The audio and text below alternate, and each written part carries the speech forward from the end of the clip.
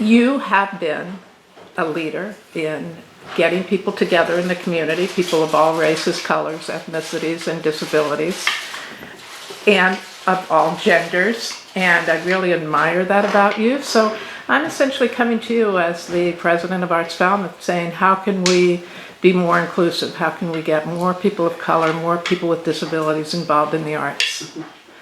So, the art of connection, I think I learned, it's in my DNA, put it that way. So I grew up that way. My family's homes the doors were open.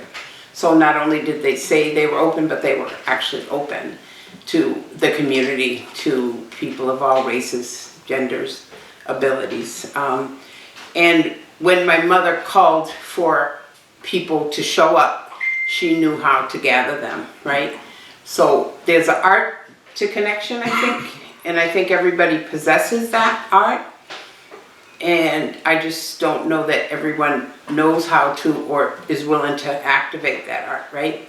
So I think the key is to invite people, right? So you have to invite people and really mean it. And then when they show up, be welcoming, you know? And I speak to all people. I don't know that... I don't know that all people hear me, but I speak to all people. So you have to have a willingness and an open heart and be ready to hear. So even if your organization calls, they have to be ready and willing to be open to receive that call, right? So they have to be looking for music, looking for art, looking for connection, excitement, whatever. So you'll draw the people that are meant to be with you, right?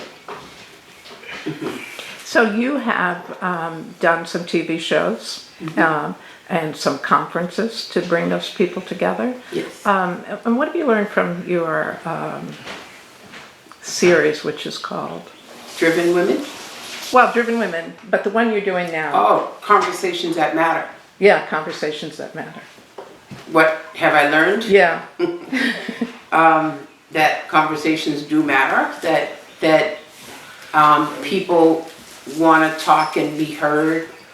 There's subject matter out there. Some of it is hard to talk about, but talk about it anyway.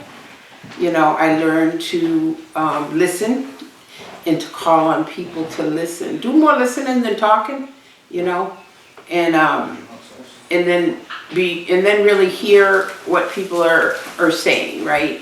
And take a moment and sit with that. Don't just respond, right? Because everything doesn't need a response, but we can all listen, right? Because we all want to be heard and valued. So I think that's what I'm learning, and a lot of patience.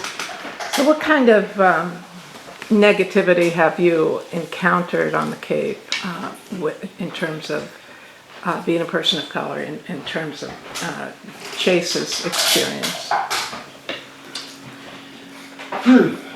I think, you know, in life there's always some moment of negativity, but I think it's how you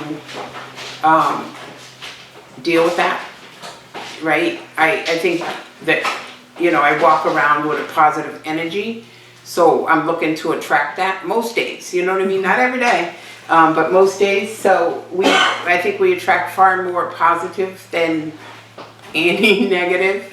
And when we do encounter negative, the big tribe of the positive people build us up, you know. So I do a lot of messaging, right? So when I walk out into the street, people know us. I mean, everywhere we go, it's hi Chase, hi Chase, hi Chase. So, you know, when we do have some negative moments, for instance, I was at Mashpee Commons and we were at a music event and we were leaving and Chase touched a man's Tesla as he was stepping off the curb, right? So he's unsteady in his gait. And he touched it, and the man jumped up, and he ran over. He had a Tesla hat on. He comes over, hey, you know, what are you doing? You know, and I'm like, you know, I'm in front of him, And I turned and I go, you know, he touched it, you know. And I mean, the guy just went all in. And then while he's yelling at me, you know, didn't you teach him anything? You know, he touches it again because he's trying to, you know. And people responded. They stood up for us. They're like, what? And then I had some friends coming out of a restaurant that saw it. And it was just like, they were like, hey, buddy, you know. And we had that backup, you know. So we have this great community that if I do encounter negativity, that we can call on, you know, to build us up or to handle some folks or whatever. But so life is just not without challenges, right? You know, I mean, I arrived on the Cape, you had some racial slurs here, there, every, you know, beach, whatever, workplace. Does it define me? No, because I was, I mean, this high when, you know, they taught me who I am, right? And where things land. They don't land on me, right? They're not about me. So I was young when I learned to be proud of who I am as a person and who I am as a race, you know. So it's not easy, you know. Yeah. But we stand at the end of the day. You're a terrific role model. Thank you. So Chase, how did he become interested in music? Well, was that a natural thing? Nose, you know.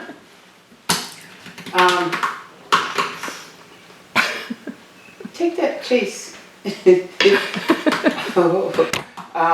How did Chase become? Yeah, how did he become interested in music and the arts? Do you want me to tell? Yeah. True story. When he was born, so he was born with Down syndrome, and we kind of didn't know it until he came out. So then the process began of, you know, diagnosis, and then he was born with holes in his heart. So we had to stay in the hospital for a while. But, you know, so my mother would come to the hospital and she'd have her, you know, at the time it was a boombox or whatever. So he's 17, yeah, boombox. And then her CDs and gospel music. And he would be this infant with a nose tube in the crib. And he'd be like, to worship music, he'd, you know, use, you know, like this, like he's worshiping. And I never forget it. And that's when I think he really first started with Hey, Chase. with his love for music. So from the very beginning. From the very beginning. And then, this is my husband, Mark. So as he grew, this is my husband. It's not my first husband. Rain will be here in a little bit. And, but when I married Mark, he and his father, they're Irish American, and they used to sing like Oh Danny Boy and just little Irish ditties with Mark's dad, and just sing all the time. Sing, sing, sing, sing, sing. And I think Chase learned to talk better through the singing that they did. And Mark, Definitely. yeah, and Mark would wake up in the morning and we have a stereo thing in our room, and just play music blast and just dance and sing with him in the morning. That's fun, huh? Dancing and prancing? Yeah, so we would sing, and he has oldies and stuff, so he learned all that. So yeah, it just started kind of there, and I worked for the College Light Opera Company, and that was Mark and I's first date. And Chase was raised in the, right here, second row. And so Chase loves all genres. He grew up there, so he learned to love musical theater. And we follow the music everywhere, around the state, around the country. We follow the live music. Musicals. So are you going to play for us? Oh, I don't play. I just hold the guitars. So as you can see, Chase owns every instrument under the sun. We have drums, djembes, keyboards, harmonicas, tambourines, ukuleles, Oh, okay. Yeah, so whatever there is, we have one. He's got, In the truck? percussion instruments, we make instruments, but he watches YouTube. He taught himself to use a computer, to go on YouTube, and he looks at musical theater. So he can go, when we go to the theater, he knows every word of the musical score and the play. So he'll sit there, and I always think, like, we could be at the Wang or where have you, I always think that people are gonna kill us afterwards, because he's singing. We could be at the, we could be at, Just shuffling cars around. what is it, the Boston Pops, up at the, Yeah. Symphony, and, or up in the, what's the one they have in the Berkshires or wherever? Tanglewood. We could be in Tanglewood and singing with Artemis Donwood, and he's singing, and I'm thinking, these people are gonna kill me, they paid a lot of money. Inevitably, they come up to me in tears and go, that was great, he was great. That's so good. So are you gonna sing, Chase? No? Oh, why would you come to the interview with 6 nose? Maybe later on I'll catch a few. Are you gonna play something? Yeah. Okay. I'll allow you to play something. Chase, you wanna play something? Yeah. What are you gonna play? Stand by me. Yeah. It's nicely strung. They just strung this up for him. Oh, really? I The didn't notice neighbors. Yeah. Did you see Dwight come and bring it back? it. No. When the night. Oh, I thought he might have been one of them, sorry. When the night has come and the land is dark and the moon is the only light you'll see, I won't be afraid, no, I won't shed a tear just as long as you stand by me. So darling, darling, stand by me. Oh, stand by me. Oh, stand by me. Stand by me.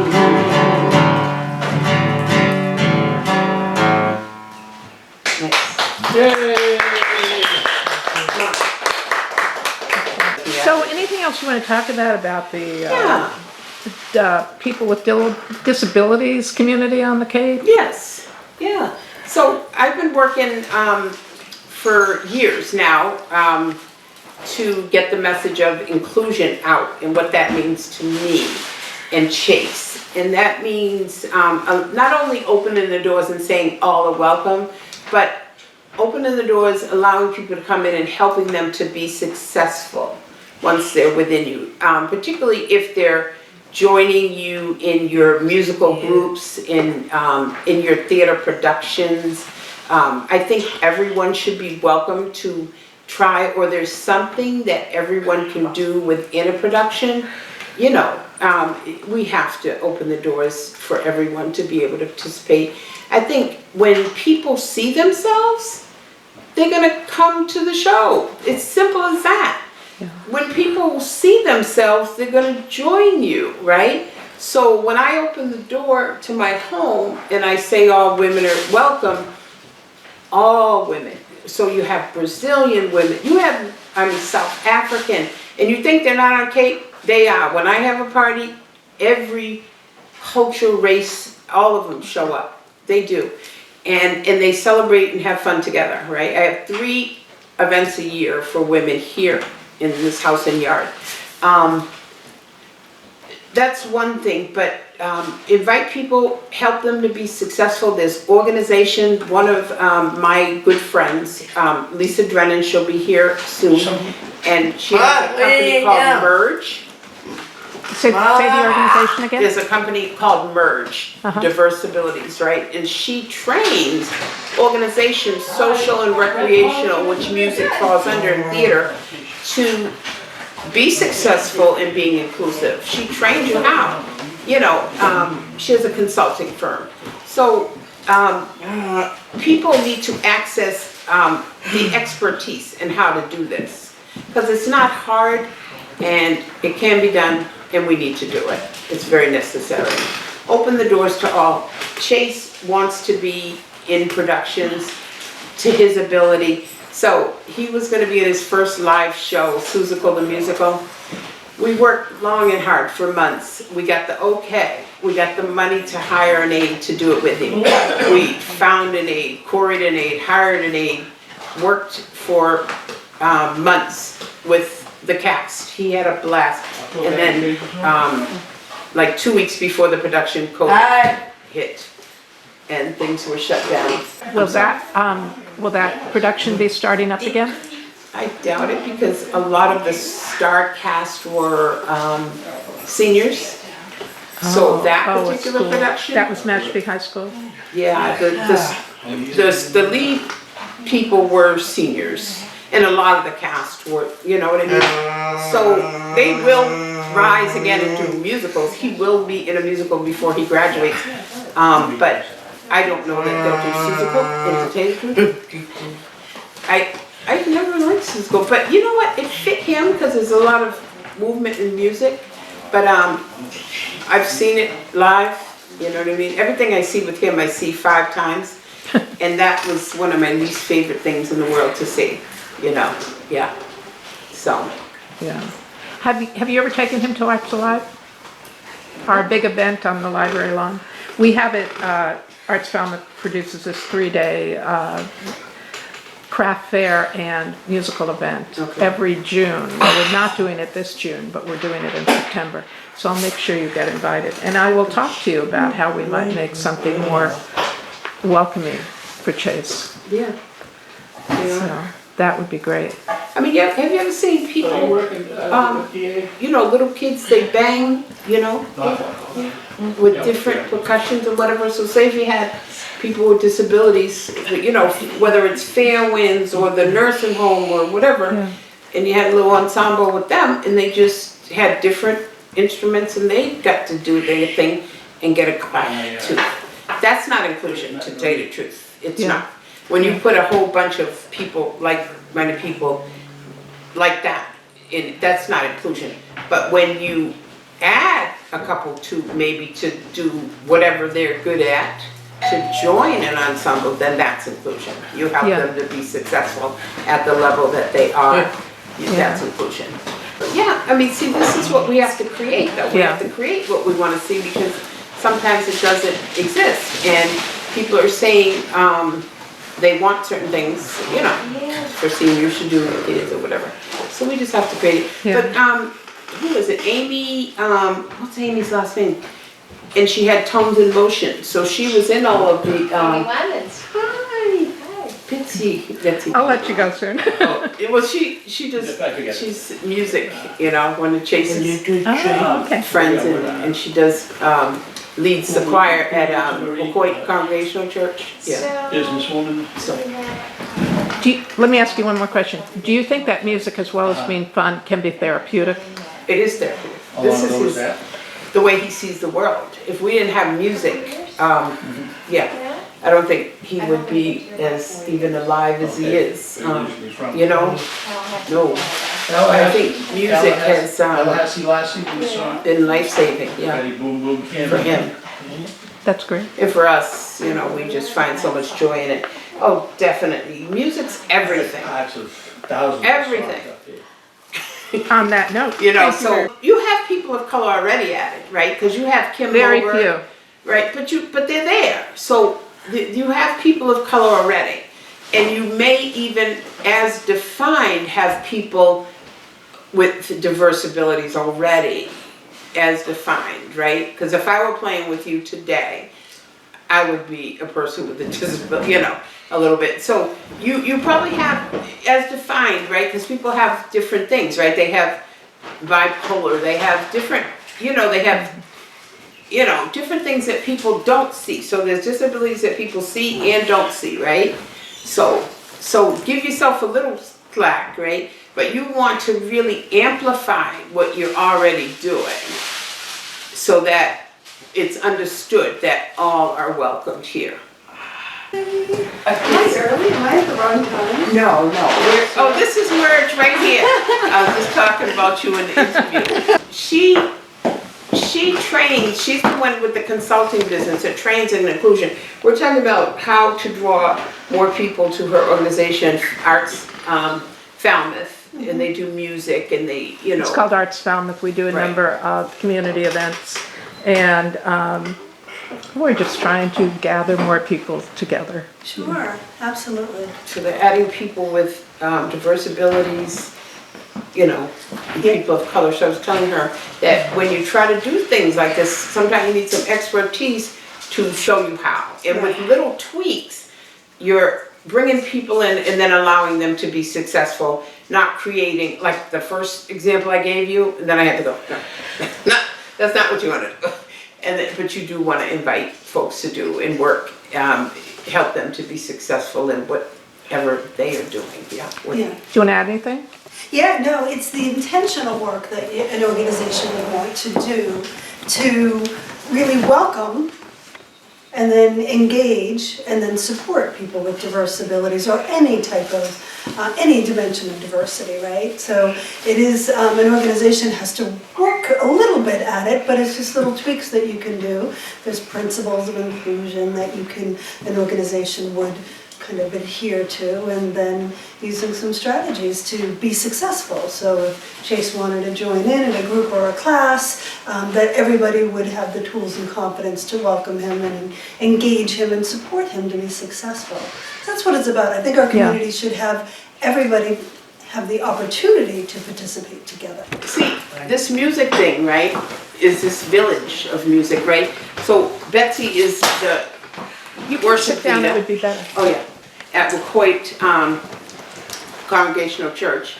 And then our new friend Colleen, we met on Facebook like over a year ago, and she comes out. But she sends me music every day, sometimes twice a day, morning and night or something, but it lifts me up and I share it with Chase. It's always right on time and the right emotion that I need. I don't know how she knows, but she sends me music every day. And you can bring your gift if you want. And Betsy sings to Chase. She comes over with her guitar. Oh, nice. Hi, it's always a pleasure.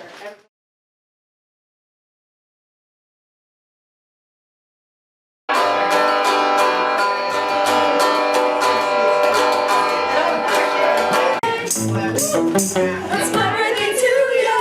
It's your birthday. We're gonna have a good time. And if you need me to buy another, you'll regret it all someday. On my sunshine days, happy birthday to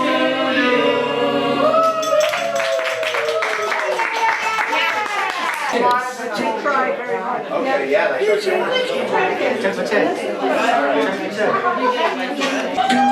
Steer it up, little darling, steer it up.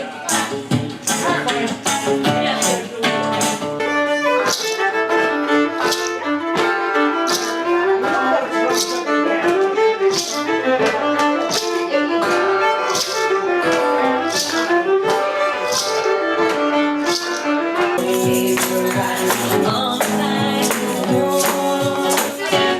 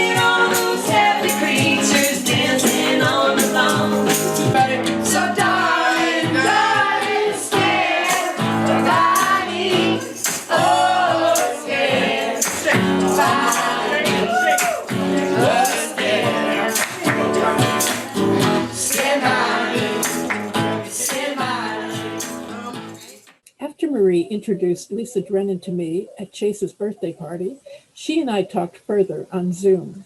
Arts Falmouth has included her introduction to inclusion as a separate video in this series. I also asked her about her experiences with Chase and Marie. That discussion follows. Lisa, it was a pleasure to meet you at Chase's 17th birthday party.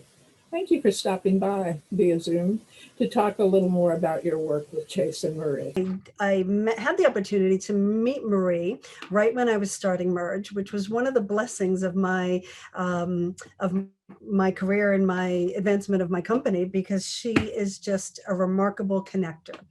Also had the pure joy of meeting Chase, and we had these long, lengthy conversations about what inclusion is, and you know, she would say to me, like, you've just opened my eyes to a whole new way of thinking about how Chase can participate in the community. And I know she was involved with the Cape Cod YMCA as well, and helped make me connections there, and with the Kennedy Donovan Center. And one of the projects that we got involved in, and I think this is interesting because Chase got involved in it as well.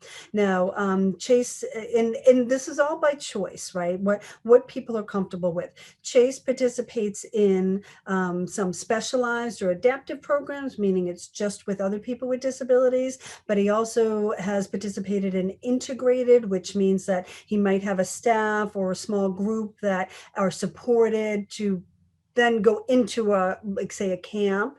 And I know the bigger goal for Chase is to be in a fully authentic setting, so that he would just go to camp himself and be part of the traditional camp setting. So there's different ways that, you know, Chase is always looking to, you know, be involved in the things that he loves, like music and art and whatnot. So we created, and it was through my connections and brainstorms with Marie, we worked with the Kennedy Donovan Center and worked with the Cape Cod YMCA, and we had this program, and it was an adaptive swim program, but I created it differently. The goal of this program was not just to, well, it's a program for kids with autism or Down syndrome or whatnot to learn how to swim. Now, that was part of what we were focused on, but the more important part, what I wanted to do is create a program, right, that that had like a step up system in it. So if the young children who came in to be swimmers, what I did is we engaged a local swim club. Okay, so young swimmers around the same age, and they came in as part of the class. So the class was a mixture of our young swimmers who are part of a swim club, who have, this is what they do. They, you know, they swim competitively, and they were asked to be part of this, what would be closer to like a unified type of setting, where kids with disabilities will also be in the swim club. But I worked with the swim instructors and, you know, the staff from the Y, and I taught them, how do you teach to a mixed group of kids with and without disabilities so that it's done in meaningful ways. And one of the first things was that I really tried to challenge them to rethink how they're approaching this class. This class isn't just about to learn how to, you know, hold your nose and go underwater or swim or do strokes. That's part of it, but more importantly, I would love the focus to be on these young swimmers, all the swimmers, learning how to be in a swim class, right? Because the bigger goal is that once they did a class like this, then maybe the next step is they would take a typical class, maybe with an aide who would try to then what we call aid and fade, and then allow for most independence. And then eventually the skills of being in a class, waiting your turn, listening to the instructor, following the schedule, sharing, cheering on your peers. Those were all social skills that perhaps most of the students with disability did not have.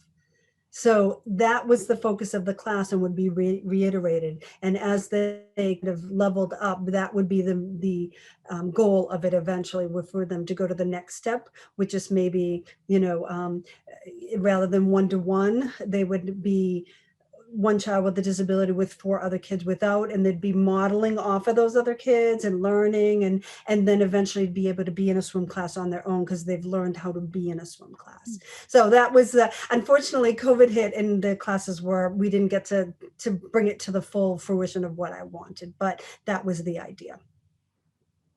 Sounds great. Yeah. Yeah, it was a great class, and that kind of model and thinking is about your adaptive classes are not the end of the road; they're a gateway toward full inclusion, and that's what we were wanting for Chase and other children's to experience. It's really great to see Chase be the center of attention at his birthday party and see everyone engaging with him and dancing with him. He is a pretty good dancer, and he has such a strong interest in music. His love for the other people there and their love for him. It was really wonderful to see that. So darling, don't be scared, 'cause I need